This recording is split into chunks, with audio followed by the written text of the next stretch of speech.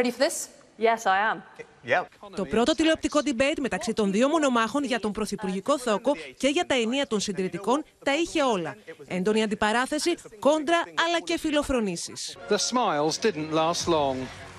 From the outset, Sούνακ and Λιζ Τρας argued bitterly for nearly half the debate. Λιζ Τρας και Σούνακ διασταύρωσαν τα ξύφη τους, αρχικά για την οικονομία και τους φόρους. Everybody thinks that putting up taxes at this moment is going to hurt the economy.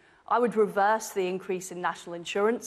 We promised not to raise it in our manifesto in 2019. It's not moral to ask our children to pick up the tab for the bills that we're not prepared to pay. It's the most conservative of conservative values, and that's what I stand for. Στο μοναδικό σημείο που φαίνεται ότι συμφώνησαν οι δυο τους ήταν ότι δεν θα έδιναν υπουργικό ρόλο στον απερχόμενο πρωθυπουργό Τζόνσον. The simple answer for me is no. I'm sure he will have a role. I'm sure he will be vocal.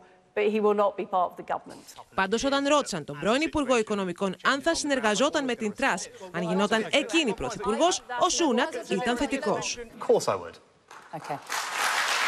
Λίγες ώρες μετά τις συγκρίσεις που έγιναν από την Υπουργό Πολιτισμού για τα φτηνά σκουλαρίκια της Τρας και τα ακριβά παπούτσια του Σούνακ, η Υπουργός Εξωτερικών έκανε εγκομιαστικά σχόλια για την εμφάνιση του Σούνακ.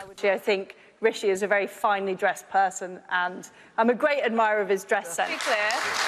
Let me be clear. Σε δημοσκόπηση της Opinion, οι ψηφοφόροι των Συντηρητικών θεώρησαν νικήτρια του debate την Τρας με ποσοστό 47%, ενώ ο Σούνακ συγκέντρωσε μόλις 38%.